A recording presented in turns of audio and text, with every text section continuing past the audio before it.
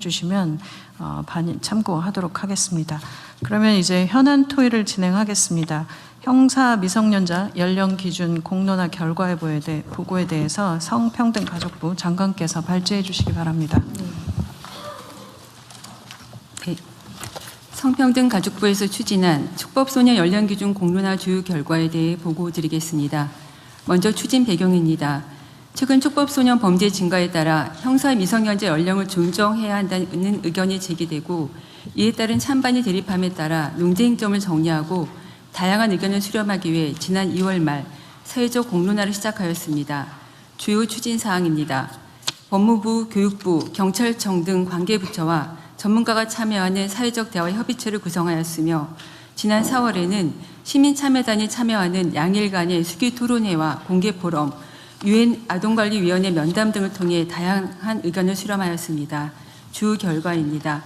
먼저 쟁점을 보면 촉법소년 사건은 법원의 심리 불개시 및 불처분 비율이 보호처분 비율보다 높고 강력범죄가 아닌 절도와 폭력의 비중이 높습니다.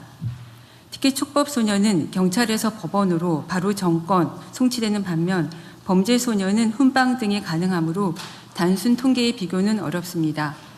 다음 쪽입니다.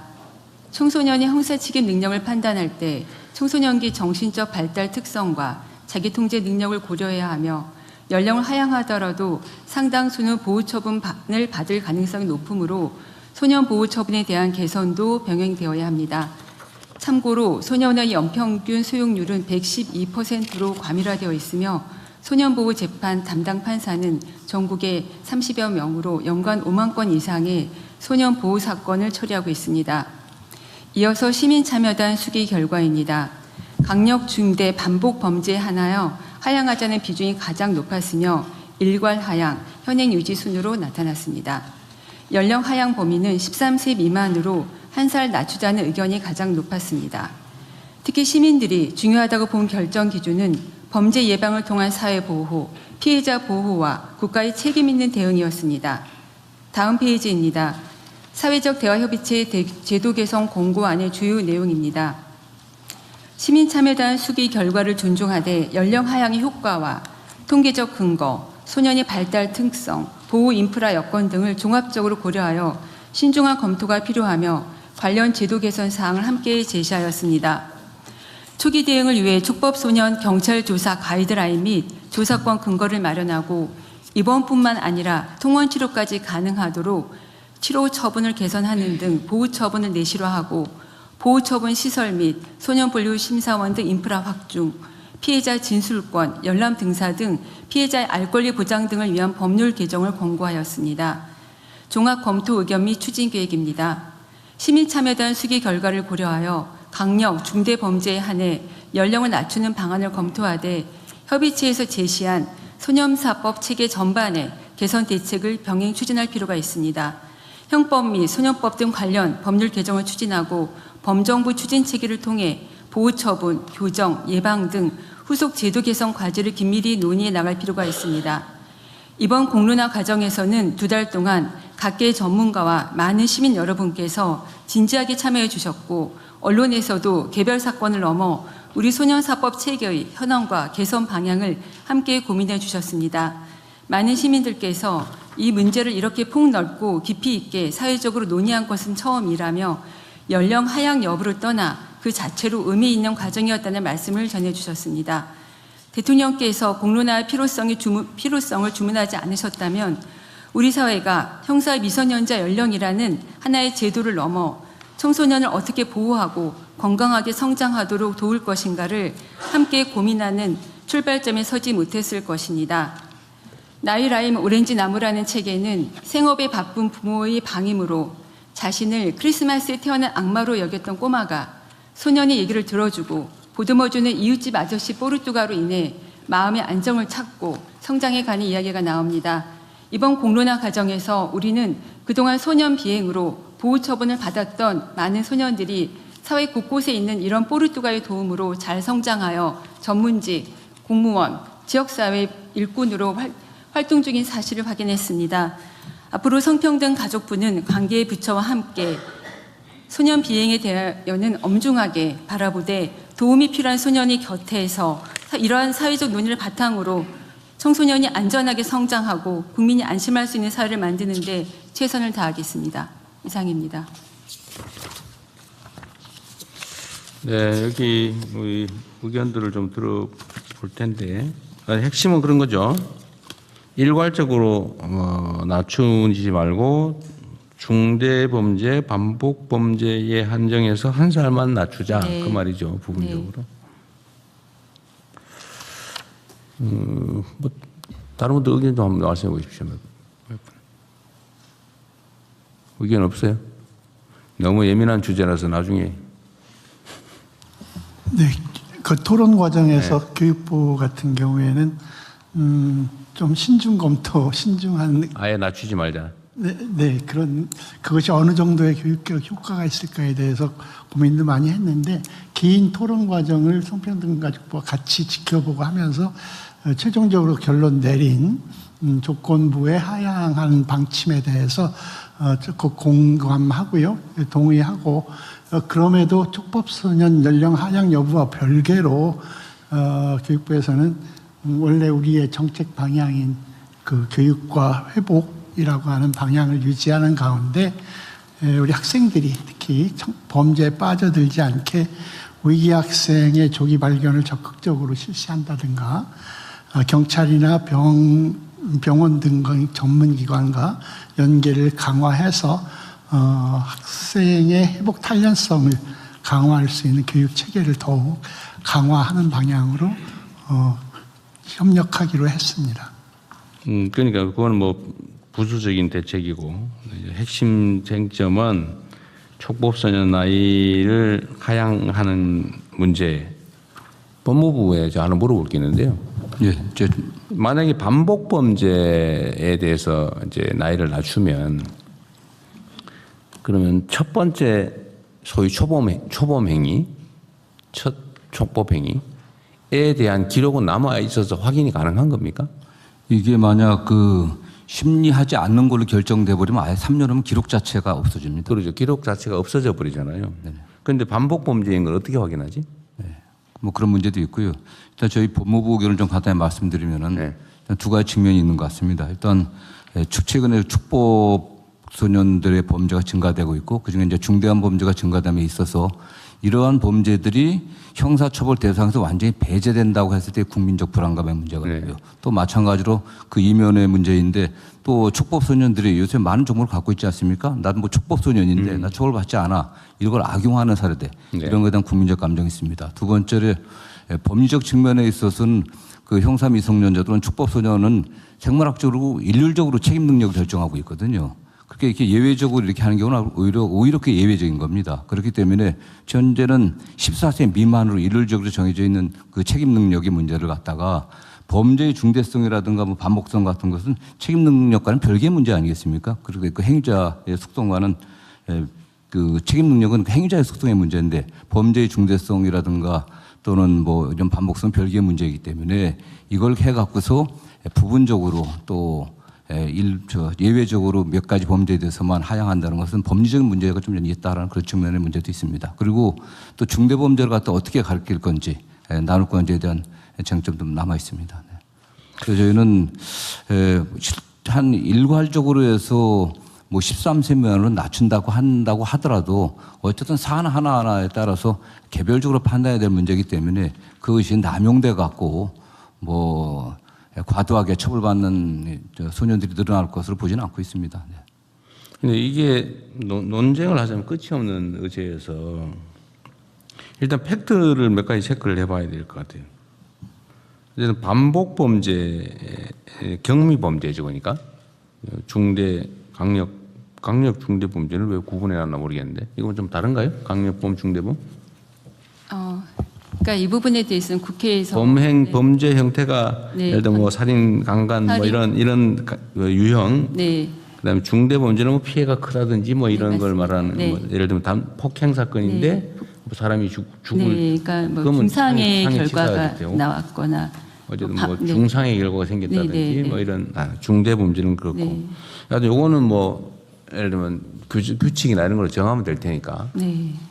그 문제는 아닐 것 같은데 문제는 반복 범죄를 판단하려면 그 종전 범죄 기록을 남겨야 되는데 이 촉법 제도의 취지가 기록 자체를 아예 없애버린다는 거잖아, 그죠? 예, 심리하지 않게 되면 3년 후면 아예 수사했다는 거, 3년 건댔다는 기록 자체가 그럼 없는 3년 동안은 기록이 남아 있어요. 네네. 그럼 3년 내에 반복 범죄를 했을 경우라고 하면 그런 실무적인 문제는 없겠네요. 이제 그렇습니다. 네. 뭐 그 정도 타협은 할 수 있을 것 같고. 네. 어차피 지금 3년이면은 14살인데 11살부터 저지른 거라면 어차피 재배고 3년 지나면 어차피 14살 넘어서 통상 형사범이 되니까 네네. 그건 뭘 문제 없겠네요. 네네. 그럼 3년 이내에 뭐 반복 범죄라고 어쨌든 하면 그 문제는 해결이 되겠는데.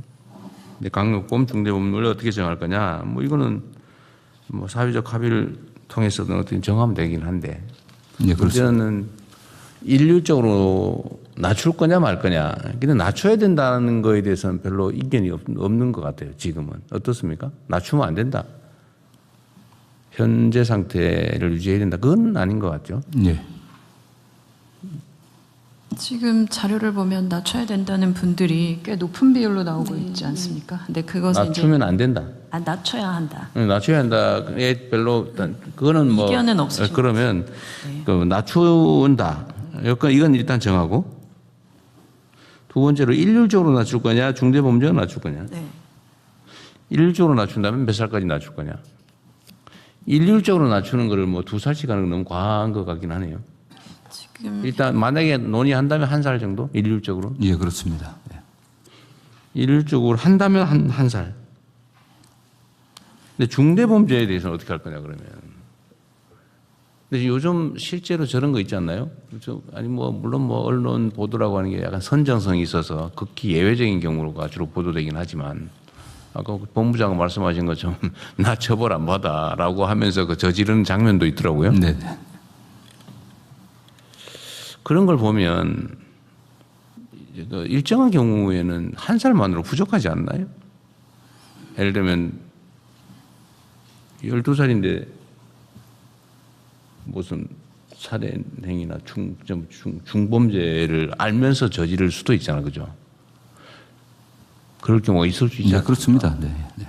그 길을 이용할 수도 있겠고. 근데 지금 수기 과정에서 말씀 주신 것은 네. 중대 반복 그 강력 범죄에 대해서는 13세 그러니까 한 살. 13세라도 예, 그 범죄에 대해서만 그거는 일률적으로 낮추지 말고 그냥 얘기는 여기 어쨌든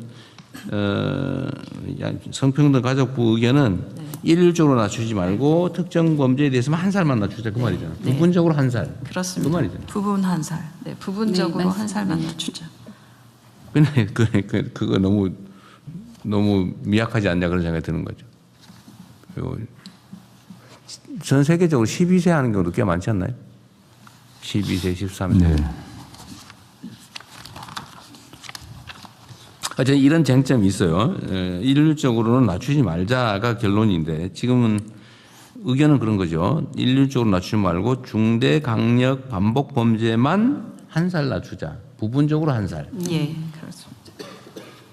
원래는 아예 안 낮추고 현상 유지하는 걸로 의견들이 많았다고 하던데 전문가들 의견은 네. 국민들께서 촉법소년 이하라고 하면 처분을 안 받는 것으로 어떤 처벌도 안 받는 것을 많이 오해하는데 사실상 소년원 2년간의 장기 소년 송치까지 가능한 꽤 중대한 처분이 뒤따른다는 것을 잘 모르셨던 것 같습니다. 2년 최대 2년 소년원 송치 2년. 네, 맞습니다. 그래서 직접 촉법소년을 담당했던 회사님 말씀으로는 오히려 14세, 15세 소년보다 촉법소년이 소년을 송치랑은 더 중대한 처분을 받을 수 있다. 그런 점들이 좀 국민들이 모르고 계시는 것 같다는 말씀도 주셨습니다. 지금 14세 미만이라도 네, 소년은 송치할 수 있다. 장기 2년은 송치까지 가능합니다. 지금 그 14세 미만도 어쨌든 촉법 소년이라고 해서 처분이 가능하긴 예, 한데 가능합니다. 네. 그 한계는 또 몇 살까지예요? 어떤 한계 말씀하십니까? 7살까지도 돼? 아니죠. 그 10살. 10살, 10살부터. 네, 네, 10살부터 13살까지 가능하고 10살부터 13살까지는 요걸 촉법소년이라고 불러요? 네. 네, 그렇습니다. 10살 미만. 9세 이하는 아예 뭐 형사처벌의 대상이나 그 보호처분의 대상이 아니니까요. 9살 미만은 아예 대상이 아니고 촉법소년으로 분류해서 처분하는 것은 13세 말, 그러니까 14세 되기 전, 네네. 10세 이상, 네, 그렇습니다. 10세부터 13세는 4년간인가요? 그래서 10살, 11살, 12살, 13살, 4년간입니다. 11살, 13살. 여기에 대해서는 현재도 소년원 송치가 최대 2년이 가능하다. 네, 지금 법무부 자료에 의하면 13세 소년을 송치되어 있는 비율이 25년에 57명으로 나옵니다. 그러니까 촉법 소년이라고 해서 결코 면제되는 게 아니라는 것을 저는 촉법 연령대 소년들이 분명히 알고 그 부분에 대해서 교육부에서 성평등보다 함께 저희가 적극적인 교육을 해야 된다고 생각합니다. 자, 9세 미만은 처벌 제재가 전혀 없고 네, 그렇습니다. 10세부터 13세까지는 촉법소년으로 최대 소년원 2년 송치가 가능하고 네, 그렇습니다. 14세부터 18세까지는 소년범이라고 해가지고 유기징역만 네, 징역형도 가능하고 또 소년 그 보호처분도 가능하고. 무기징역까지 가능한 거예요? 아니면 유기징역만 가능한 네. 거예요? 장단기를 정해서 유기징역까지만 선고가 가능한 거예요? 그렇습니다. 네. 그건 소년범이고 이제 네. 18세가 넘으면 성인범으로 뭐 그냥 형법 일반적으로 다 적용되는 거죠. 참 어려운 주제예요. 중대 강력범죄만 소년범으로 처벌하자. 근데 이게 현재 이제 의견이죠. 네. 현재도 실제 그 소년법 전담 판사들은 뭐 14세나 15세 같은 경우도 일반 형사범으로 처벌하는 게 거의 매우 드뭅니다. 사실 그래도 오히려 소년원에 보내갖고 다시 갱생의 기회를 주는 게 낫다는 게 일반적이었기 때문에 지금 14세 정도 형사범 소년범도 저기 소년원 보내면 소년원인데 유기징역으로 단기 얼마 장기 예. 정해서 보내는 거죠. 네, 그렇습니다. 법제처장입니다. 네. 제가 한 가지 좀 정정할 게 있습니다. 지금 그 12년까지 6개월 이상 2년까지의 그 소년원 송치는 12세 이상만 가능합니다. 12세 이상. 예, 네. 6개월 이하의 경우에는 12세 이하도 가능합니다. 11은 6개월 이하. 12부터 13은 2년까지 가능. 소년범이 되면 요새는 20년까지인가요? 장기 20년? 장기 10년이고 10년. 단기 5년입니다. 아, 소년범은 또 네. 10년. 아무리 중대한 범죄를 저질러도 10년에서 5년에서 10년까지가 최대예요. 그러니까 사형하고 무기징역에 해당하는 형을 그러니까 그 범죄를 저질렀을 경우에는 그게 15년으로 대체가 됩니다. 네, 그 최대 경우 15년. 아니고서는 10년, 5년이 최대입니다. 처벌이 안 되는 건 아니다. 현재 상태로도. 그러면 최대 선고 가능한 형량을 2년 소년원 송치 2년에서 징역 15년까지 가능한 걸로 바뀌는 거네요. 그러니까 보통의 경우에는 10년, 5년이고요. 그러니까 사형 무기징역의 어쨌든, 네. 경우에만 15년으로 대체됩니다. 그러니까 뭐 어쨌든 뭐 보통 중대범죄나 사형이 꽤 있으니까 15년. 어쨌든 이걸 가지고 이제 또 우리 국민 여러분께서도 또 참고로 판단을 좀 해주시면 좋을 것 같고요. 그러니까 나이대에 따라서 현재도 촉법소년이 처벌되지 않는 건 아니다. 다만 2년 소년원 송치 2년이 최대다. 그런데 만약에 촉법소년의 나이를 낮추면 중대범죄자인 경우겠지 주로. 그럴 경우는 15년까지 선고가 가능해진다. 현재 13세 미만의 경우는 소년원 송치 2년이 최대치가 된다. 그걸 낮추면 이제 15년까지 가능해지는 거죠. 그러니까 처벌이 안 되고 안 되는 거, 우리 국민들이 그런 오해를 하고 있는 건 맞는 것 같아요. 촉법 소년이 되면 처벌이 아예 안 된다. 아, 그건 아니고 장기가 아니지. 2년 최대 2년의 소년 송치까지는 가능하다. 그 아래 나이도 마찬가지고, 그죠? 네, 맞습니다. 네. 다만 뭐 그 형사범일 때하고 소년범일 때는 차이가 나는 게 소년원에서 뭐 2년 있다고 하더라도 전과 기록이 남지 않기 때문에 향후 뭐 공직에 들어간다거나 할 때 아무런 장애가 되질 않습니다. 그 차이가 굉장히 크죠, 사실요. 아, 그래서 이재명이 소년원 얘기가 나온 거구나. 그래서 기록이 없어졌다. 그런. 공개를 하지 못하게 돼 있습니다. 아, 있긴 있어요. 없습니다. 아니, 기록이, 소년원 기록이 없어진다는 게 진짜 기록은 물리적으로 없어요. 기록은 남아 있습니다. 공식적으로 안 가르쳐 준다는 거예요. 그 기록은 남아 있지만은 기록은 있지. 알려줄 수가 없습니다. 아니, 법률상. 알려주지 않는 거지. 기록이 없어지는 건 아니지.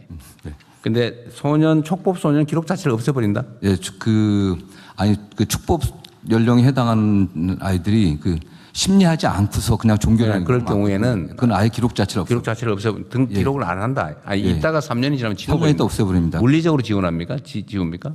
예, 실질적으로 없애버린다 합니다. 예. 근데 그거 중요하지. 옛날에도 전과 기록이 뭐 몇 년 지나면 없어진다 해놓고는 사실 기록은 다 남겨 있잖아, 지금.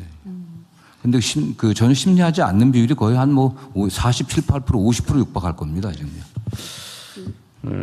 전혀 심리하지 않는 비율이 높게 나오는데 그 이유는 그 소년부 전담 판사님들에 의하면 그 학교 폭력 등으로 학교 안에서 발생한 폭력 등 좀 경미하게 느껴지는 경우에 그 심리 불개시나 또 보호 처분하지 않는 결정을 내리시는데 보통 그 외에 일반적인 절도나 폭력 사건은 법원에서 재배행 예방을 위해서 오히려 보호 처분을 강하게 내리는 경향이라고 하십니다. 네, 절도 사건이 많죠. 절도, 폭력, 네. 뭐 이런 게 좀 많은 편이고 가끔씩 이제 성범죄, 네네. 네. 심하면 치사에 이르는 범죄도 있긴 있죠. 혹시 연간 살인 사건이나 강도 사건 이런 거는 몇 건 정도? 촉법 소년에 한해서 저희가 확인했을 때 최근 3년간은 없었습니다. 그리고 4년 전에 발생했던 하나의 사건을 직접 담당한 판사님께서 말씀해 주셨는데 유일한 양육자인 고모를 살해한 소년 13세 소년이었는데 그 소년의 정신 조현병이 있어서 오히려 소년 보호 처분으로는 의료 보호 시설로 보내고 이후에 소년은 2년을 보냈다고 합니다. 소년은 2년에 네, 보호 시설. 네, 근데 판사님 말씀으로 만약에 이게 형사 사건으로 됐다면 책임 조각 사유가 되어서 아마 처벌을 받지 않았을 거다는 말씀도 해주셨습니다. 그래서 이런 부분까지 살인 사건은 그랬고, 그다음 혹시 네. 강도 사건이나 아니면 네. 집단 폭행 뭐 네. 이런 거는 네, 그런 경우에 비율도 꽤 집단 폭행 예를 들면 뭐 흉기 소지 폭행이나 이런 강도 사건은 점차로 줄고 있는 경향입니다. 강도 사건은 꽤 있나 보군요. 네, 강도 사건. 촉법 소년의 경우에는 아무래도 뭐 절취하려다가 그 소유자가 붙잡는 경우에 뿌리치거나 근처에 있는 무기를 든 경우에 강도가 되고. 중강도. 네, 네. 어려운 주제인데 오늘 뭐 최종 결정을 하지 말고 이 논의를 기반으로 다시 우리 현장의 의견 또 우리 국민들의 의견도 좀 수렴해 보고요. 하여튼 쟁점은 이렇다. 현재도 처벌이 되긴 하는데 최대 소년은 2년 송치가 최대다. 근데 이걸 바꾸면 15년까지 가능해진다. 이거를 모든 범죄의 경미 범죄까지 다 낮출 거냐.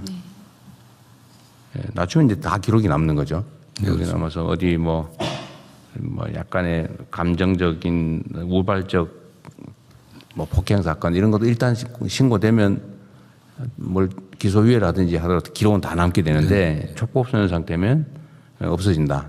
예, 뭐 심리 불개시 경우는 그 차이가 있고 경미하면 심리 안 하겠죠. 네. 그러면은 어쨌든 전체에 대해서 낮출 거냐, 낮춘다면 1년 할 거냐, 2년 할 거냐, 최대가 2년인 것 같고. 또 중대 범죄와 반복 범죄, 강력 범죄, 요런 경우만 1살 또는 2살 낮출 거냐. 요거 남는 건데 낮추긴 낮춰야 될 것 같고요. 네네. 부분적으로 낮출 거냐, 전면적으로 낮출 거냐, 모두 범죄 낮출 거냐, 1년 낮출 거냐, 2년 낮출 거냐. 요 범위 내에서 다음에 한번 또 토론을 한번 해보고 그 사이에 네. 우리 국민 의견도 한번 수렴을 또 한번 해보시죠. 네. 다양한 방식으로 뭐 여론 조사를 해보든지 아니면 이 얘기를 좀 알게 된 사람들의 의견이 중요하니까요. 뭐 모르고 아예 처벌이 안 된다 이런 생각하는 분들이 있어서 네. 그런 분들은 처벌해야지 네. 이런 생각이 많거든요. 네. 근데 그게 아니고 처벌되는데 더 강화하는 거다. 네. 그런 전제에서 다시 한번 또 의견을 한번 들어보겠습니다. 매우 중요한 예민한 현안이어서요. 오늘은 여기까지 하시죠. 이건. 네, 말씀 주신 것처럼 사실 저희가 드라마를 통해서 보면서 이게 굉장히 많은 사건이라는 생각을 할 때가 있고 또 좀 아예 처벌을 받지 않는다고 좀 오해하고 있거나 이런 부분들이 있는 것 같습니다. 국민들께서도. 그래서 이번 참에 좀 말씀하신 부분들을 잘 정리를 하고 그리고 이 사건들의 내용을 봐도 아주 좀 강도나 강간 이런 사건들의 숫자는 굉장히 적은 숫자이고 물론 좀 가벼운 그런 아까 말씀하신 그런 부분들의 숫자들이 좀 높은 편이라 물론 이것도 굉장히 좀 조정해가야 될 범죄들이긴 하지만 그래서 그런 부분들을 잘 알려서 다시 한번 토론 거치고 그리고 정리해 보도록 하겠습니다. 네, 그럼 다음 안건으로 넘어가겠습니다. 다음은 붙여보고 있겠습니다. 먼저 부동산 정책 관련해서 국민의견 수렴 계획에 대하여 재정경제부 장관, 국토부 장관, 금융위원장께서 순서대로 보고해 주시기 바랍니다. 예, 재경부 장관입니다. 국민들께서 공감할 수 있는 부동산 정책의 수립은 굉장히 이재명 정부에서는 중요하다고 생각합니다. 그래서 다양한 국민 의견을 폭넓게 수렴하고 그런 의견을 바탕으로 정책 방향을 결정하기 위해서 이번에는 그 국민들이 참여하는 어떤 의견 수렴 기회를 마련합니다. 추진 내용이 되겠습니다. 오늘, 내일, 모레에서 3일간에 주택 공급, 그리고 주택 금융, 부동산 세제 주제별로 3개 부처 장관 주재로 사전 토론회를 개최합니다. 이 토론회에는 전문가, 일반 국민들께서 참여하시고 자유 토론회로 진행이 됩니다. 온라인으로도 국민들의 다양한 의견을 수렴합니다. 금일 오후부터 통합 웹페이지를 운영해서 국민들께서 다양한 의견을 이렇게 온라인으로 접수하실 수가 있겠습니다. 그리고 그 접수하는 데 있어서도 저희들이 웹페이지를 주제별로 해서 구분해서 의견 수렴을 받아서 좀 편리하게 국민들께서 의견을 내실 수 있도록 하겠습니다. 그리고 재경부나 국토부 금융위 홈페이지에도 올리고 그다음에 SNS도 통해서 홍보를 하도록 하겠습니다.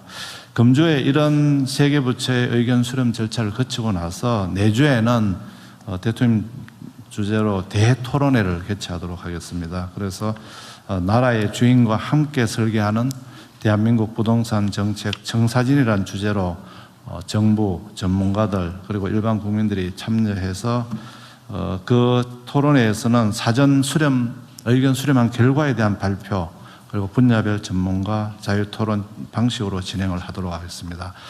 그러면은 저 정부에서 정리한 주요 논의 쟁점은 별도 PPT로 설명드리도록 하겠습니다. PPT 하기 전에 네. 공급 금융 세제에 대한 주제가 있는데 이 왜 규제에 관한 주제가 없어요? 규제에 관해서는 어디서 논의합니까? 예를 들면 뭐 각종 규제 제도 있잖아요. 규제도 공급 같으면 공급을 하는데 규제가 사람들 그렇게 못 알아들을 것 같은데. 네, 같이 포함해서 하는 걸로. 네, 그건 명확하게 표시해 주면 좋을 것 같아요. 그러니까 네. 그다음에 규제 제도. 금융도 대출을 제한한다는 게 국민들은 다 규제로 생각하고 있습니다. 그래서 근데 제가 말하는 건 예를 들면 뭐 무슨 지역 지정 허가제도 뭐 이런 거는 네. 공급 금융 세제에 안 그 안에 넣어서 들어가긴 하는데 그렇게 생각이 잘 안 될 것 같아요. 네, 알겠습니다. 그럼 가로 열고 하나 해주세요. 네네. 네. 공급에다 그만 하든지. 네. 관련이 공급하고 관련이 있겠네요. 예. 공급에다 가로 열고 더하기 규제. 규제. 금융도 갈로 더하기 규제 이렇게 하도록 하겠습니다. 금융은 당연히 금융의 본질은 규제니까. 세제도 마찬가지고. 네, 그거 하고 네. 통합 홈페이지에 운영을 한다는데 그 왜 홈페이지 표시가 없어요? 통합 홈페이지 아직 안 만들었어요? 만들어놨는데 오늘 토론회를 거쳐가지고 좀 정리 다시 한 다음에. 다시 한 다음에. 알았습니다. 네, 말씀하십시오. 네. 오늘은 이게 내용을 토의하자는 게 아니고 예, 쟁점에 대해 쟁점이 뭐냐? 예를 들면 우리 국민들께서 예를 들면 각 부처 토론회 또는 대통령 주재 국민 토론회에 뭐가 논의될지 중구난방으로 얘기하면 곤란하니까 핵심적인 주요 논쟁점이 뭐다를 오늘 정하는 거예요. 네, 그렇습니다. 그 얘기까지만. 네. 예. 그래서 이 어른이 그런 얘기하면 이제 밤새야 되니까 그건 나중에 하고 오늘은 뭘 얘기할 거냐. 네. 그래서 오늘 이제 저희들이 제시하는 이 쟁점 이외에 국민들께서 보시고 또 쟁점이 쟁점이 있다고 있으면, 올려주시면 또 저희들 정리하도록 하겠습니다. 그러니까 이게 너무 많으면 안 돼요. 하여튼 쟁점이라고 하는 게 주요 쟁점이라 해야 돼요. 이렇게 다툴 건 무지하게 많죠. 이거는 대한민국의 최대 문제가 부동산 아닙니까? 네. 이게 워낙 복잡하고 또 예민하고 네. 또 아주 사소해 보이는 것도 엄청난 영향을 미치는 중요 의제라서 근데 얘기하자면 끝이 없는데 어쨌든 중요한 거 그중에 이런 걸 뽑아야 얘기가 돼요. 안 그러면 입구도 못 들어가고 싸우다가 거기서 쓰러져 가지고 네. 얘기를 하나도 못하는 경우가 알겠습니다. 발생해요. 예, 그러면 먼저 주택 공급 분야에 대해서 국토부 장관님께서 설명해 주시기 바랍니다. 예, 국토부 장관입니다. 주택 공급 관련해서 크게 7가지 쟁점을 정리했습니다. 첫 번째로는 민간 재개발 재건축 활성화를 위한 규제 완화입니다. 도심 공급을 위해서는 용적률 상향, 대출 규제 완화 등을 통해서 정비 사업을 적극적으로 활성화해야 한다는 의견이 있습니다. 반면에 인근 지역 투기 수요를 자극할 수 있다는 점, 멸실되는 주택을 고려하면 순수하게 추가되는 공급 물량은 제한적이라는 점 등을 감안해서 신중 검토 의견이 있습니다. 두 번째로는 용산 국제업무지구 등 도심 유휴부지 활용입니다. 서울시가 용산, 여의도 등의 각종 지구 단위 계획을 통해서 주거 대책 없이 초고밀 업무시설을 공급하여 주거난 및 교통난 심화가 가중되고 있으므로 업무시설보다 주거시설을 더 적극적으로 확대해야 한다는 의견이 있습니다. 반면 서울의 국제도시로서의 유상을 고려해 국제업무, 상업시설 등을 충분히 확보해야 한다는 의견도 있습니다. 세 번째로는 오피스텔, 도시형 생활주택 등 비아파트 신축 공급 활성화입니다. 무주택 서민들의 주된 주거 공간인 비아파트 공급이 매우 침체되어 있다는 점을 감안해서 아파트와 달리 비아파트에 대해서는 신축에 한해서 금융이나 세제 등 규제를 완화해야 한다는 의견이 있습니다. 반면 다주택 소유는 신축이나 비아파트 여부와 상관없이 예외 없이 규제해야 한다는 의견도 있습니다.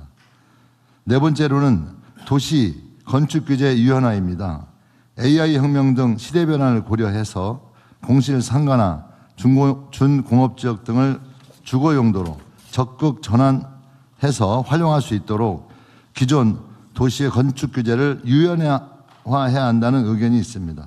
반면 도심 난개발 방지를 위해서는 용도지역 등 기존의 규제 체계를 유지해야 한다는 의견도 있습니다. 다섯 번째로 공공과 함께 임대주택을 공급할 민간 임대주택의 공급 주체입니다. 일정 규모 이상의 법인을 중심으로 임대주택을 공급하도록 유도하여 기존 개인 다주택자를 대체하자는 의견이 있습니다.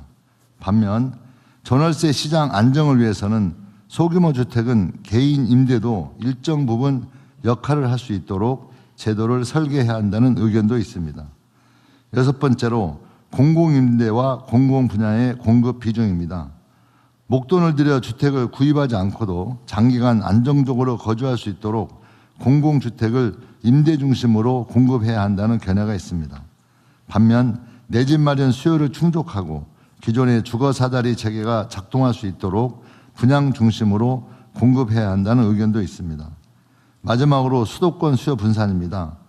서울 내 주거 수요가 여타 수도권이나 지방으로 분산될 수 있도록 공공기관뿐만이 아니라 서울에 과도하게 집중된 민간 업무시설의 지방 이전을 유도할 필요가 있다는 의견이 있습니다. 반면 이전 부지에 대해 다시 주택이 공급되거나 글로벌 기업 본사가 들어올 경우에 수도권 집중 완화 효과가 크지 않다는 견해도 있습니다. 이상 주택 공급 분야 주요 쟁점을 보고드렸습니다. 네, 이게 어쨌든 국민들께서는 좀 알기 쉽게 좀 표현을 하려고 노력하신 것 같아요. 예. 그래도 어렵네. 네. 규제 완화를 통해서 집을 많이 규제를 용적률을 막 풀어주면 집이 더 늘어나지 않냐. 그런데 그렇게 하면은 집값이 폭등하는 원인이 된다. 네. 뭐 이런 거에 대한 논쟁거리군요. 네. 네, 어쨌든 요 관심 있는 분들께서는 요 얘기 말고도 공급에 관한 논쟁거리가 있으면 한번 제안도 해주시고, 그리고 이거 가지고 토론 주제였을 때 좀 참고하셨으면 좋겠는데, 이게 이제 의견이 갈리잖아요. 의견이 갈리면은 어떤 주장이 더 합리적인지의 판단은 일단 국민들께 맡기는데, 그러나 최종 결단은 결국 정부 책임자가 하는 거죠. 네, 그렇습니다. 네. 의견을 최대한 많이 들어본다. 네, 최대한 듣고 또 가능하면 그 합리적인 의견으로 결정하도록 하겠습니다. 그리고 결국 사실 상당 부분은 결단의 문제이긴 해요. 자, 그다음에 금융 분야. 네, 금융위원장입니다. 금융 분야 말씀드리겠습니다. 금융 분야는 크게 말씀드리면 기본적으로 필요한 부분은 좀 대출 규제를 완화해달라 이런 의견과, 지금 부동산 시장 안정을 볼 때는 현행을 유지해야 된다 아니면 더 강해야 된다 뭐 이렇게 크게 대립이 되고요. 뭐 영역 분야를 어디까지 볼 거냐 뭐 이런 분야가 가장 큰 골자가 되겠습니다. 세 가지 정도인데요. 첫 번째는 청년들 실수요자 지원을 위한 대출 규제 조정 및 정책 대출 확대 필요성 비슷합니다. 실수요자 내 집 마련을 위해 주담대 대출 규제라든지 정책 모기지 기준 조정 좀 풀어달라 이런 부분이 있고요. 반대로는 지금 주택시장 자극 우려가 있는데 현행을 유지해야 된다. 일부는 또 더 강화해야 된다. 뭐 이렇게 팽팽히 맞서고 있습니다. 두 번째는 전세 대출을 어떻게 볼 거냐입니다. 그래서 한쪽에서는 결국에 무주택자 자금 지원을 위한 거니까 이런 부분에 대해서는 손대지 말라. 뭐 이런 부분이 있고요. 결국 전세 대출이라는 것들이 전세 매매 가격 견인 효과를 통해서 갭 투자라든지 이런 걸 통해서 부동산 시장을 자극하기 때문에 역시 이런 부분도 규제를 강화해야 된다. 뭐 이런 의견들이 있습니다. 세 번째는 이주비 대출 규제 관련입니다. 정비사업 조합원들이 원활한 이주를 통해서 이렇게 되면 공급이 좀 더 확대되는 거 아니냐 이런 부분 좀 풀어달라 뭐 이런 부분이 있고요. 이것 역시 투기소와 연계되어 있기 때문에 이런 부분을 방지하고 정책 일관성을 위해서는 현행 기준을 좀 유지해야 된다. 뭐 이런 것들이 가장 주요한 의견들이 되겠습니다. 금융 분야의 주요 쟁점이 이것밖에 없어요. 생각보다 간단해 보이는데. 세부적으로 들어가면 복잡하겠죠. 네네 더 많은데 일단 여기서 네, 보고 의견은 계속 수렴하고 그렇게 하겠습니다. 네. 예, 다음은 부동산 세제입니다. 첫째, 부동산 세제 전반에 와서 좀 철학적인 문제입니다. 이 부동산 세제 개편을 해가지고 부동산 시장이 안정이 되겠느냐, 또 이게 이렇게 했을 때 부동산 세제의 목표가 뭐냐. 그래서 저희들은 이 과세 제도의 합리화라고 보고 있습니다만, 시중에서는 또 자꾸 집값 잡기 위해서 세제하는 걸로 이렇게 오해하는 측면이 있어서 이 부분에 대해서는 저희들이 좀 설명을 드릴까 하고 있고요. 또 이렇게 세제를 올렸을 때 주택시장이 안정이 되냐 안 되냐, 여기도 논란이 많은 것 같습니다. 그래서 저희들은 여러 번 말씀드리지만 세제라는 게 주택 가격을 안정화시키는 게 아니고 부동산 시장의 어떤 왜곡 또는 어떤 비합리적인 부분을 좀 이렇게 개선하는 측면의 세제를 운영하겠다는 말씀을 드리겠습니다. 그리고 또 이 부동산 세제를 개편하다 보면 임차인한테 전가가 된다. 그 소유주들한테 세금 부과해봤자 임차인한테 전가되면 임차인만 손해보니까 이걸 왜 자꾸 건드리려고 하느냐 하는 그런 이슈가 있다고 보여지고요. 두 번째로는 이제 부동산 세부담을 왜 동일하게 하느냐. 지역은 죽겠는데 가격도 올라가지도 않고 계속 내려가는데 세금 내라 그러고, 저 올라가는 지역이 좀 많이 거두고 좀 내려가는 지역은 좀 깎아주고 이렇게 좀 차등화해야 되지 않느냐, 그런 의견도 있는 것 같습니다. 그리고 세제 시행에 있어서도 어느 날 느닷없이 하니까 나는 미리 보유세 강화한다 그러면 팔려고, 나는 돈 낼 돈이 없어서 팔 기회를 줘야 되는데 느닷없이 어느 날 갑자기 딱 해가 정부가 갑자기 발표하고 또 시행을 또 한 몇 개월만 하다 보니까 준비가 안 된다 하는 그런 논란이 있다고 생각됩니다. 그리고 보유세 관련해서는 첫 번째 이제 부동산 보유세가 어느 정도가 적정하냐, 이제 재산세, 종부세를 포함해서 선진국마다 나라마다 다 역사에 따라서 다 다릅니다. 이제 그런데 한국은 그러면 얼마를 좀 해야지만 적정하느냐 하는 그런 이슈가 있고요. 그다음에 종합부동산세로 넘어와서는 왜 주택수가, 나는 주택수가 3개인데 하나에 1억, 3억이고 저 사람은 하나에 30억짜리 들고 있는데 왜 나는 다주택자라 그러고 저 사람은 1주택자로 그러냐 하는 이런 이슈가 또 제기가 됩니다. 그리고 실거주, 비거주, 다주택자인데 나는 내 집 하나 사가지고 50년 살았는데 저 사람은 집도 살지도 않고 하는 거 왜 똑같이 차별하느냐. 또 옆 사람은 집도 3채, 4채 들고 있는데 왜 차별? 나는 진짜 실소유 목적이고 나는 집 하나 사가지고 30년도 살고 내가 뭐 이 사이에 돈을 뭐 무슨 더 벌기 위해서 내가 뭐 한 게 뭐가 있느냐 하는 이런 주택에 가액으로 할 것이냐, 주택수로 할 것이냐. 또 이런 문제. 그리고 좀 전에 말씀드린 실거주에 대해서 이렇게 좀 어떤 비거주, 다주택들 어떻게 이걸 좀 조화롭게 차등화할 것이냐. 그리고 또 이렇게 하다 보니까 한 주택자만 하다 보니까 또 주택 간에도 또 고가 주택은 왜 이래 또 세금이 또 낮느냐. 20억 뭐짜리, 200억짜리, 300억짜리 들고 있는 사람도 세금 낮게 받고 나는 그냥 한 10억짜리 들고 있는데 왜 이래 세금이 높다냐 하는 그런 이슈가 있습니다. 얼마를 초고가 주택으로 볼 것이냐는 이슈.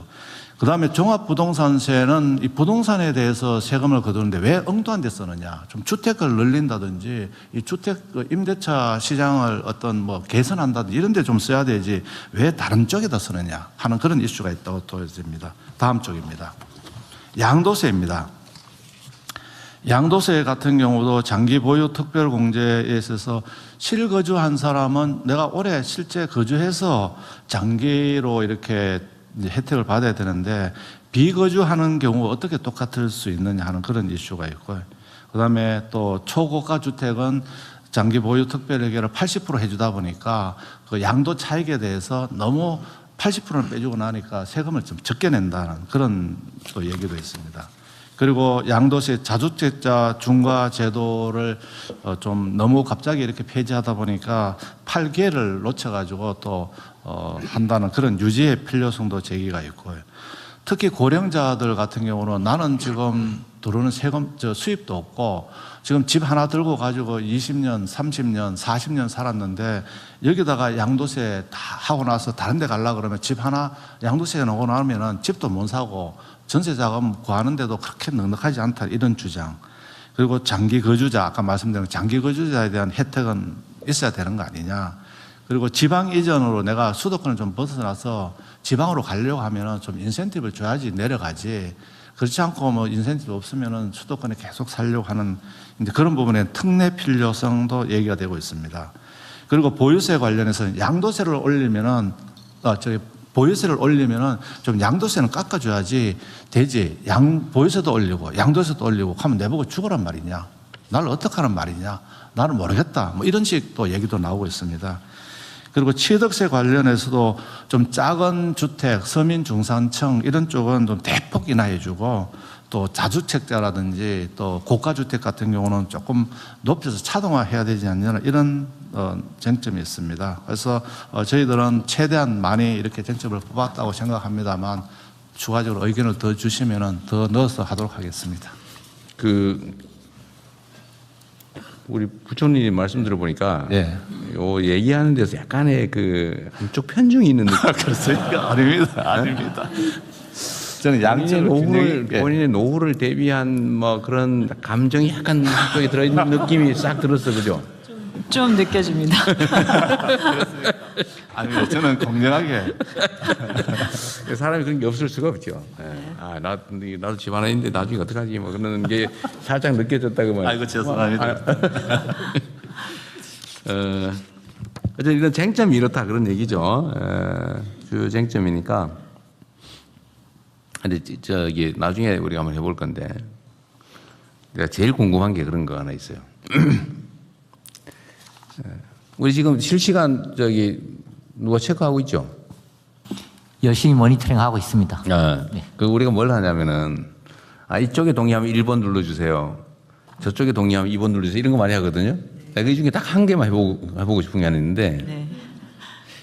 우리가 대체적으로 이제 공감되는 게 있거든요. 아니 1주택에 실거주하는 내가 진짜 쓰는 또는 쓰려고 사놓은 잠깐 비워놓은 일시적으로 비거주하지만 내가 주거용으로 사놓은 내가 살려고 사놓은 집 한 채 이거에 때문에 내가 고통받으면 안 된다는 생각은 되게 공감하잖아요.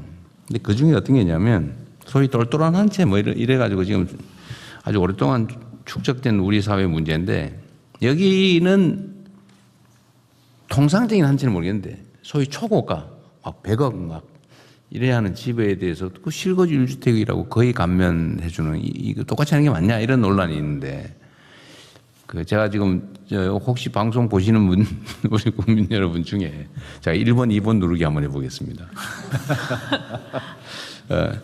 이 실거주 1주택인데 초고가 주택에 대해서는 통상적인 보호보다는 좀 추가된 보유 부담을 하는 게 좋겠다. 초고가에 대해서는 좀 차별적으로 부담시키는 게 좋겠다에 동의하시면 1번, 그거 아니다 2번 한번 눌러주시면 좋겠습니다. 우리 1번. 국무위원님들 전화기 뺏겨가지고 못 누르죠? 못 누릅니다. 한 1분 정도 한번 보시면 한번 대충 1, 2번 비중을 한번 봐주시면 좋을 것 같고요. 하여튼 요 의견들의 추가될 쟁점들, 이 쟁점을 좀 더 쉽게 표현해 주면 좋을 것 같긴 한데, 그죠? 네. 너무 학술적으로 표현해 놓은 것 같아. 그러니까 좀 알아듣기 쉽게. 그리고 쟁점의 중요성 순서로 좀 했으면 좋겠고요. 또 하나는 어쩔 수 없는 뭐 당연한 거 있잖아요. 예를 들면 아까 그 부동산 세제에 관한 얘기는 이게 집값 잡으려고 세금을 하는 거냐? 이거는 사실 아니죠. 이게 부수적 효과라고 할 수 있겠는데 이 대한민국의 부동산 세제는 사실은 이제 조세를 부과하기 위해서 형평성 있는 조세 이게 제일 중요한데 맞습니다. 이게 지금 주택 분야에 대해서는 이 조세 제도가 많이 왜곡돼 있단 말이에요. 변형돼 있죠. 변형 또는 왜곡돼 있죠. 뭐 이렇게 공제해주고 저렇게 빼주고 뭐 이렇게 하고 이렇게 너무 이렇게 많이 변형을 해가지고 조세의 기본적 기능을 못 하고 있는 게 문제인 거죠. 근데 이게 오히려 이제 조세가 기본적 기능을 못 하다 보니까 그게 부동산 투기 유발 요인이 돼버린 거예요. 네. 이 정상화가 필요하다. 맞습니다. 이걸 통해서 집값을 뭐 눌러보겠다. 뭐 그거는 1차 목표는 아니고 네, 정상화가 1차 목표고 두 번째는 부수적인 투기 유발 이 부작용을 좀 완화해야 되겠다라는 점을 좀 이해해 주시면 좋겠어요. 어떻습니까? 공무실장 1번, 2번 중에. 예, 지금 1번, 2번 지금 쭉 이렇게 보니까요. 대충. 대부분의 댓글이 네. 1번입니다. 아니, 비중이 얼마나 돼? 일반 한 90%대 10%. 90% 지금 그러니까 초고가 주택은 실거주 1주택이라도 좀 강화하자는 점에 대해서는 대체적으로 동감하는 것 같네요. 그렇습니다. 네, 그러면 그게 이제 나중에 이런 식으로 좀 진행을 할 거다 그 말을 미리 드려보려고 하는 거예요. 예. 그리고 그게 얼마 정도면 적정하냐. 예를 들면 20억, 30억, 40억, 50억, 60억, 70억, 80억, 90억 있는데 그냥 앞 글자 한번 눌러보시면 어떻겠나 싶습니다. 아니 1, 2, 3, 4, 5, 6, 7, 8, 9까지 선택은 100억 넘는 거는 뭐 90억까지 시가 기준으로 예, 10억, 20억, 30억. 이 안에는 하면 안 된다는 0번으로 그러니까 각자 한번 눌러보세요. 이거 지금 언론 아니 뭐 어쨌든 토론에서 많이 실제로 하고 있는 거예요. 어느 정도가 적정하냐, 네. 어디부터 하는 게 맞냐. 그러니까 100억, 예를 들면 10억, 20억, 30, 40, 50, 60, 70, 80, 90 이게 시가 기준이고 네. 이거는 아니다. 예를 들면 100억 이상이라 해야 된다. 하면 안 된다. 이거는 0번으로 하고. 네. 네. 우리가 10번, 11번 이렇게 눌러도 되긴 한데 그것도 한번 해볼까?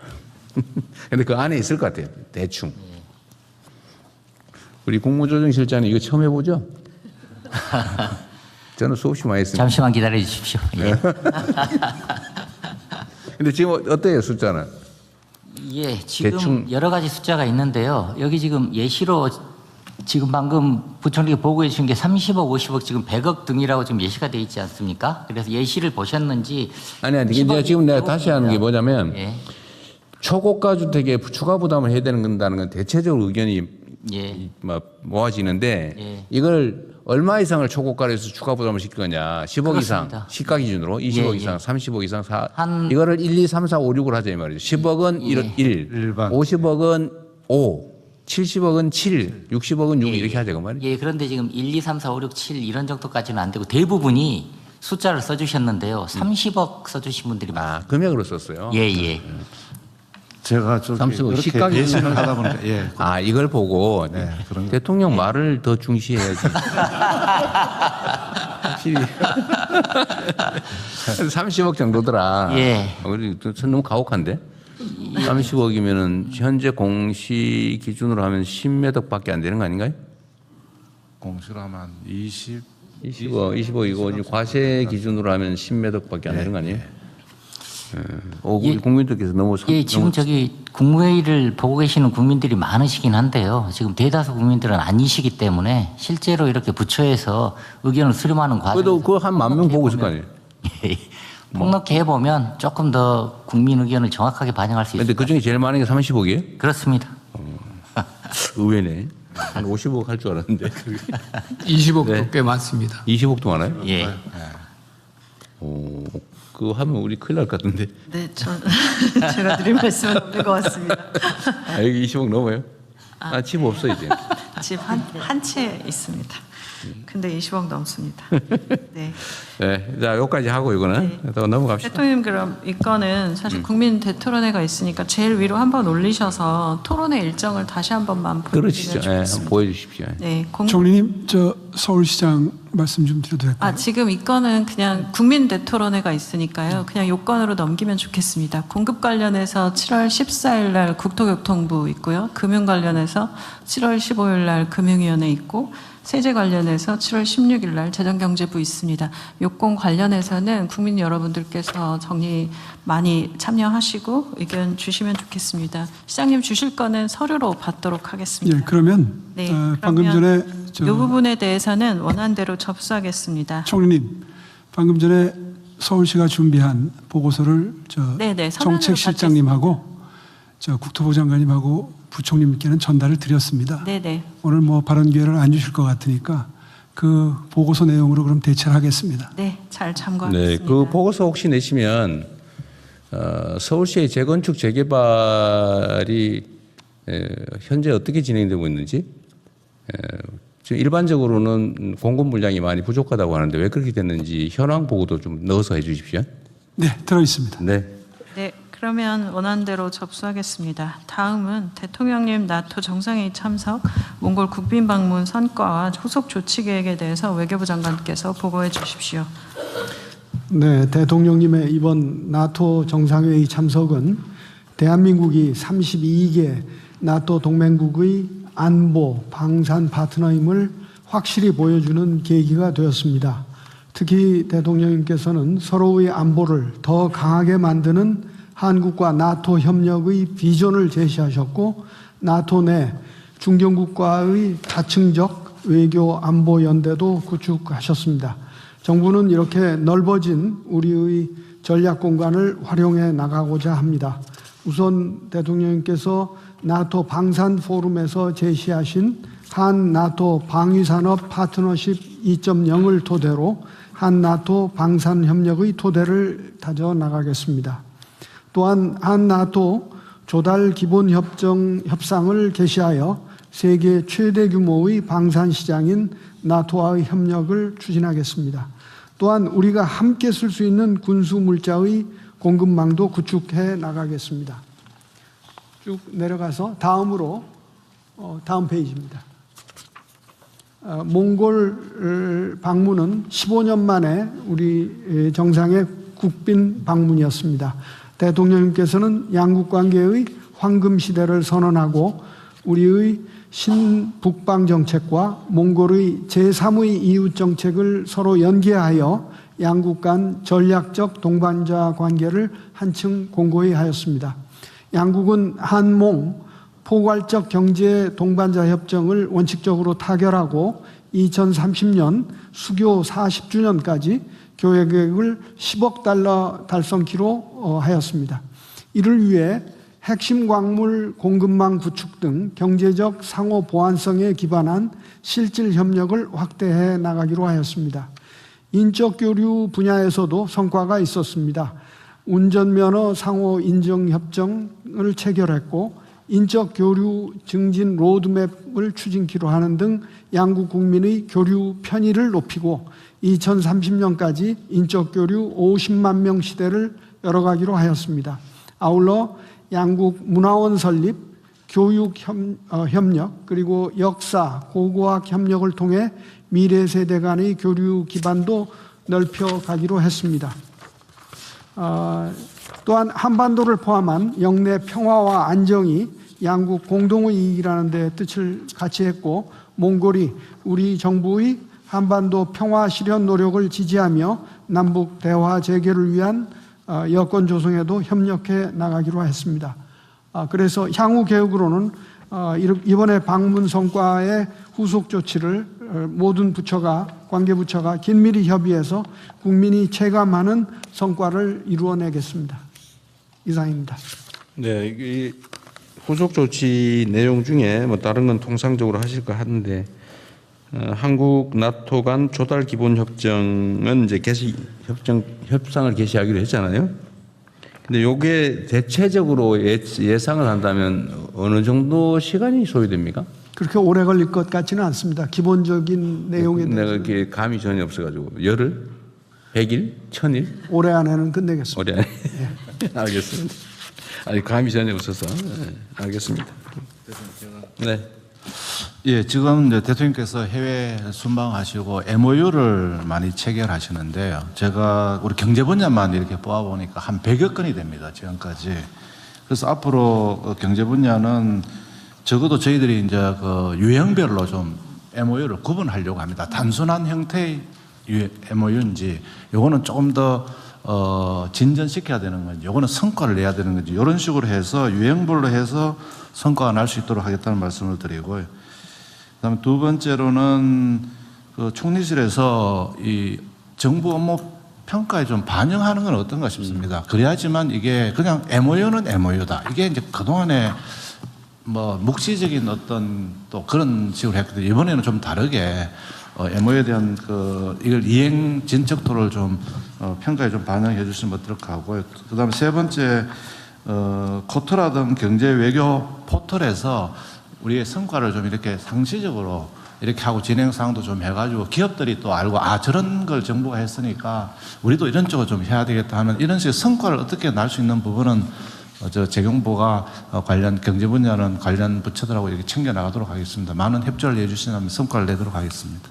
네, 부총리께서 그 말씀하셔서 저도 좀 약간 부과를 해야 되겠는데 어쨌든 순방을 다녀보면 다른 나라의 대한민국에 대한 관심도가 작년하고 올해가 또 다릅니다. 관심도도 매우 높고 기대도 높아요. 예를 든다면 우리의 첨단 산업의 이제 현지 뭐 공장 설립이나 이런 요구도 아주 많고, 특히 방위 산업에 대한 자기 스신들에 대한 우선권 부여 이런 요구도 많습니다. 요새 하도 국제 상황이 아주 복합적이고 불안정해서 그러겠죠. 그리고 문화 분야에 대한 관심도가 매우 높습니다. 이 호감도가 엄청 올라갔어요. 이제 그것 때문에 지금 예를 들면 관련 상품 수출이 매우 좋아지고 있죠. 예를 들면 K-뷰티는 얼마 안 있으면 세계 1위 할 것 같다고 그러던데 한 10년 안에 그래 될 거라고 그러죠. 네. 예측치가. K-뷰티, K-푸드도 마찬가지고 뭐 K-드라마 하여튼 이 K자가 붙으면 뭐든지 잘 팔리는 시대가 지금 오고 있어요. 그래서 제가 각국 정상들하고 또는 뭐 외교부도 마찬가지인데 협의를 해보면 이런저런 기대가 많은데 이게 사실 우리한테 엄청난 기회입니다. 그러니까 아까 말씀하신 대로 그냥 MOU 체결해서 옛날처럼 그냥 뭐 보기 좋게 성과 포장하려고 했다 이렇게 생각하면 안 되고 실제로 그 안에 기회가 들어있다는 거예요. 그래서 이거를 좀 활용을 좀 해서 우리 기업 진출이나 국민들의 민간 교류나 아니면 수출이나 이런 게 사실 얼마든지 넓어질 수 있거든요. 하기 따라 정말 다릅니다. 지금 시장 다변화도 해야 되고 지금 우리 수출이 너무 특정 국가에 편중돼 있어서 그게 사실은 국가 경제 안보에 위협이 될 정도인데 수출 다변화도 해야 되고 품목 다변화도 해야 되고요. 또 품목 고급화도 해 나가야 됩니다. 그러려면 각 부처청들이 자기 소관 업무에 관한 것들 뭐 평소에 잘하겠지만 특히 우리가 서면으로 양국 간 또 다자 간 합의한 것들은 좋은 지렛대가 됩니다. 그러니까 그 과거처럼 하지 말고 정말로 우리 부총리 지적하신 대로 실질적 성과로 이어질 수 있게 최선을 다해주고요. 지금 외교부에서는 이거 다 관리하고 있잖아요. 이제는 제가 요거는 별도로 다 관리하도록 지시를 해서 지금 관리 시스템도 만들고 있는데 각 부처도 당연히 그렇게 해주셔야 됩니다. 뭐 통상은 뭐야 워낙 다들 잘하고 계시니까 새로운 시장 개척이나 새로운 관계 발전이나 또 민간 교류 확대나 특히 문화 수출, 문화 진출 뭐 이런 부분들은 각별히 신경 써주셔야 됩니다. 네, 한 가지만 추가로 네. 말씀을 드리면은 정상회담의 그 후속 조치를 시행하다 보면은 어느 부처에서 가지고 있는 또는 지키고 있는 어떤 규제 내지는 해야 되는 일을 조금만 저희 상대방 국가의 요청을 들어주는 것으로 할 수만 있다면 큰 이익이 눈에 보이는 그런 경우가 있습니다. 이런 것을 저희들이 부처 간의 협조를 잘 요청하고 있지만은 잘 안 되는 경우에는 협의체를 저한테 얘기하세요. 총리님한테 얘기하고 안 되면 저한테 얘기하세요. 네, 그렇게 하겠습니다. 아니 근데 이게 그 외교부 장관 말씀이 정말 중요한 게 제가 지금 취임 초기에도 그런 말씀을 한번 드렸거든요. 각 부처가 자기 업무에 충실한 게 기본이죠. 그러다 보니까 이게 이제 본의 아니게 부처 간 장벽으로 작용해요. 칸막이로. 자신의 업무에 충실하다 보니까 다른 쪽의 중요성이나 이런 건 좀 다를 수 있죠, 평가가. 근데 다른 부처에서 보면은 이게 이렇게 중요하고 저기서 약간만 양보하면 엄청난 더 큰 시너지가 있는데 또는 효과가 있는데 왜 안 할까 이런 게 있죠. 그래서 사실 제가 이게 좀 시간 많이 걸려도 국무회의를 이렇게 뭐 약간 농담 장난삼아 섞어서 이렇게 하는 이유는 좀 그 벽을 허물자는 거예요. 좀 자유롭게 토론하고 다른 부처에 대해서도 좀 편하게 얘기하고 또 그래서 총리님 역할이 중요해요. 또 네. 의견 조정하고 사실 각 부처는 자율적으로 잘 안 돼요. 잘 안 돼야 정상이에요. 그렇죠. 자기 일에 일단 자기 일 집중하셔야 충실해야 돼요. 되니까. 네. 근데 그걸 또 조정하는 건 총리님 역할이고 뭐 잘 안 되는 좀 어려운 일이면 저한테 얘기하시고 그저 뭐 텔레방이나 개인 메시지는 잘 이용하도록 하십시오. 그리고 과감하게 얘기해요. 서로 좋은 의도를 가지고 하는 일인데 섭섭하게 생각하지 말고 또 얘기 안 하면 안 되거든요. 얘기해서 성과를 내야죠. 네, 그 부총리 말씀 주신 것처럼 지금 이제 새롭게 정부 평가 관련된 부분들을 좀 정리하고 있는데요. 대통령 말씀 주신 협업 관련된 부분들이나 각 부처들 간 공동으로 진행하시는 과제가 많을수록 좀 더 좋은 평가가 되는 구조들을 좀 생각을 해보고 있고 또 저는 정말 뭐 기업에 있다가 와서 1년 동안 정부에 하는 일들을 보면서 느낀 건 정부가 앞서서 나가서 대통령님이 이렇게 순방 다녀오시면 그 다음에 숫자가 좋아지는 중소기업 수출 같은 것들 좋아지는 것들을 실제로 봤습니다. 그리고 뭐 식약처도 있으시고 기업의 인증들 이런 문제들에 대해서 기업 한 곳 한 곳들이 하기 되게 어렵거든요. 특히 중소기업들 같은 경우 이런 경우들 정부가 나서서 앞에서 해주시고 뭐 중소기업뿐만 아니라 지금 같은 경우 이제 워낙 큰 주제의 그 대기업들에 관련해서도 외교적으로 먼저 풀어주시면 기업들이 나가는 길이 좀 더 쉬워지는 부분들을 보고 있어서 이 부분에 대한 MOU의 실질적 성과 관련된 부분들도 평가에 넣는 부분들 좀 보겠습니다. 그래서 여러 부처가 하시는 일에 대해서는 저도 적극적으로 나서서 좀 조정해보고 안 되는 부분들은 대통령님께 말씀드리겠습니다. 네, 어쨌든 각 부처 간 협업에 신경을 많이 쓰시고 이때까지 사실은 지금까지 지금 고위공직자로 성장해 오신 분들은 이게 너무 익숙해 있어요. 칸을 치는 게. 그리고 그게 잘하는 거라고 평가받았고 그러다 보니까 이게 막 업무 중복도 많고 또 비효율도 생기고 일도 진행이 안 되는 경우가 있거든요. 근데 이거를 사실 극복해야 됩니다. 이제는 그래서 요즘은 다 기업들이나 조직들이 팀제를 많이 하잖아요. 수시로 칸을 없애고 그냥 네. 업무 중심의 팀으로 만들거든요. 우리 그렇게 할 수는 없고 워낙 규모가 크니까. 그러나 어쨌든 다른 부처와의 협업을 좀 최대한 좀 강화하는 게 좋을 것 같습니다. 그래야 시너지가 나요. 효과가 나요. 네, 대통령님 이번 네. 그 이번에 그 세파 협정이 굉장히 치열했었습니다. 그 저희들이 마지막 네, 협정하면서 마지막 순방 날까지 저희들이 새벽까지 협상을 해서 타결을 했는데요. 그 과정에서 협업 말씀을 하시니까 우리 농림부하고 아주 굉장히 긴밀하게 협업을 하면서 줄 건 주고 받을 걸 받는 과정에서 굉장히 농림부 장관님께 감사드립니다는 말씀을 드리고 싶습니다. 그 의외로 농림부의 존재감이 많아요 보면. 네. 네, 저희는 생산자가 있고 또 식품 업체도 있기 때문에 이게 민감한 게 있고요. 그 생산자들 같은 경우에는 항시 개방 이슈에 대해서는 굉장히 민감할 수밖에 없습니다. 그간의 경험적으로 우리 생산 기반이 이게 좀 와일 정도까지 되면 그렇죠. 곤란하니까요. 그러니까 그 부분에 대해서는 그 모든 부처가 좀 그 우리 농업의 민감성 그리고 우리 농업의 현실 뭐 이런 것들을 좀 감안해 주셨으면 좋겠다라는 생각을 가지고 있습니다. 이게 이제 그 자유무역의 피해 영역을 맡고 계셔서 어쨌든 국가적으로는 큰 이익이 있는 사안인데 이제 구체적 현실적 피해는 이제 농업 영역이 보니까 그 잘 지키시고 계십니다. 네. 근데 어려운 일이긴 한데 잘 수행하고 계세요. 그래. 나중에 저기 총리님 보셔가지고 그 표창을 하든지 포상을 하든지 한번 해보시죠. 좋은 평가를 드리면 될 것 같아요. 그래. 네. 뭐 한 가지 더 사실 두 분 부총리 계시는데 그 문화부도 경제부처가 되고 행안부도 경제부처가 될 정도로 모든 분야가 다 경제가 되고 있고 또 AI 기술, 과학기술 안 들어가는 분야가 없고 이런 상황이기 때문에 정말 말씀하신 협업 그리고 부처 간의 역할의 이 공동작업 이런 것들은 너무 중요해지는 시대가 되고 있는 것 같습니다. 그 부분 다시 한번 말씀드리고요.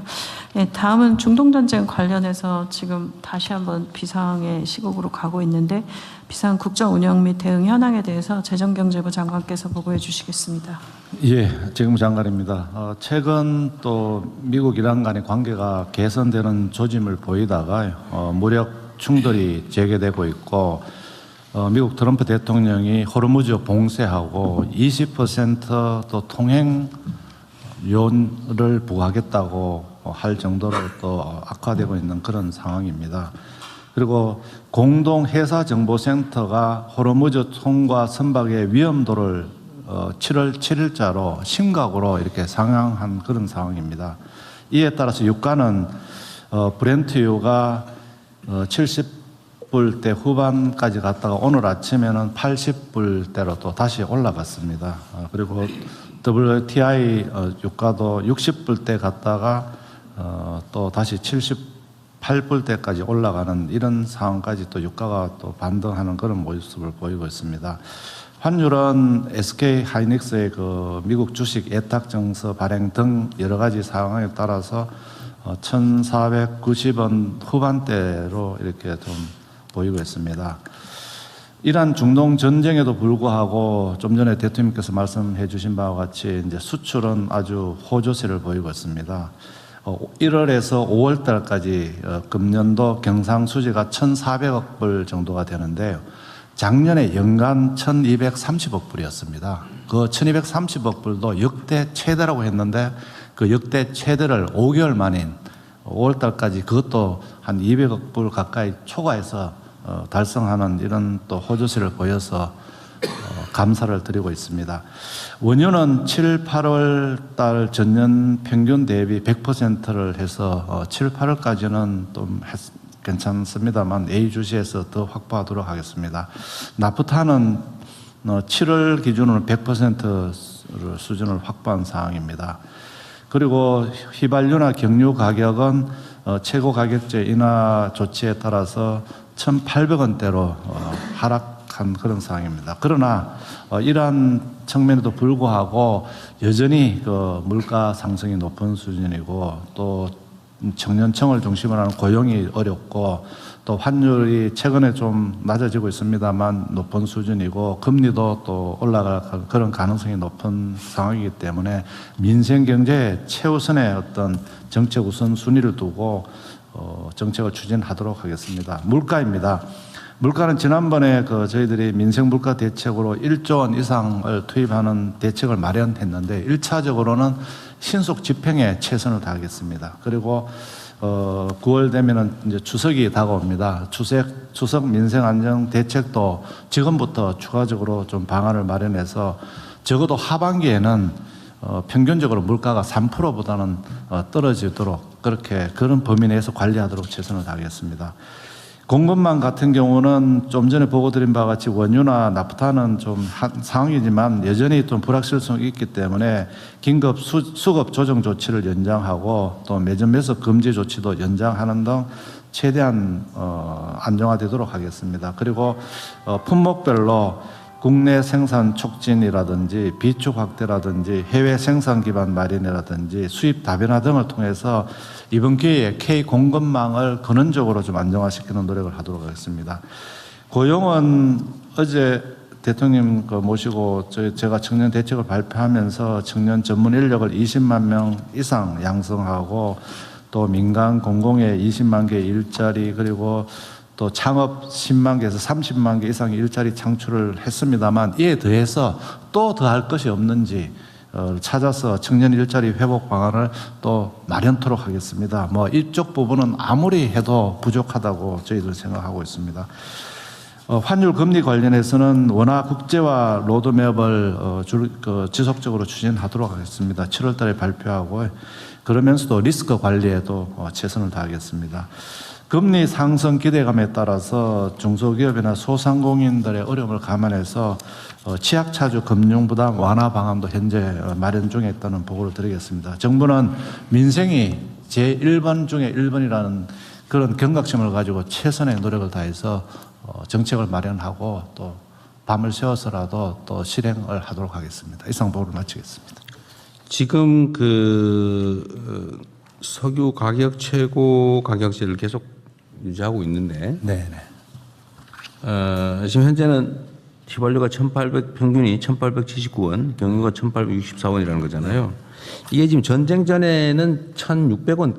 네, 1,600원대 후반 또 서울 같은 1,700원 정도였어요. 후반 정도였었습니다. 아직도 한 150원, 200원 가까이 비싼, 150원 비싼. 호르무즈가 조금 안정화되면은 저희들이 조금 더 이제 낮출까 했었는데. 근데 지금 국제 원유 가격 다시 올라간 원유 가격 때문에는 정부 부담이 생기는 상황 정도 되나요? 네, 그렇게 됩니다. 가격하고.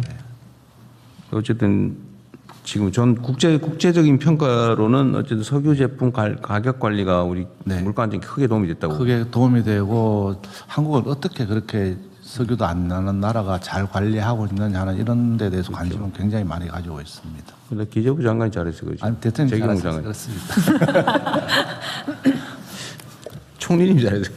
저는 아직 얼마 안 됐습니다. 어쨌든 석유 가격, 이 제품 가격 관리는 잘해야 될 것 같고요. 어쨌든 물가 관리에 관련해서 우리나라의 이제 유통 구조에 좀 구조적 문제가 꽤 있는 것 같아요. 예를 들면 계속 말씀하시고 농림부 장관님이나 또 해수부 장관께서 계속 신경을 쓰고 있는데도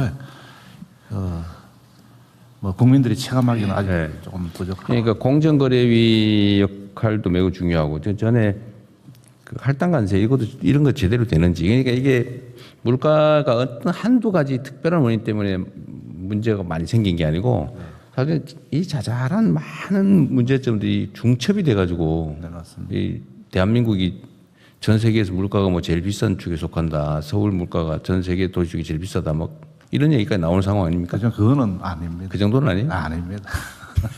그러니까 아주 꽤 비싼 축에 속하잖아요. 예, 뭐 낮다고는 국민들께 말씀은 못 드리겠습니다만 미국이 오히려 그 휘발유 가격이 휘발유는 뭐 말할 것도 없고 일반 물가, 특히 식품 물가 이게 좀 꽤 높은 편에 속하는데 저희들은 비교적 안정적입니다.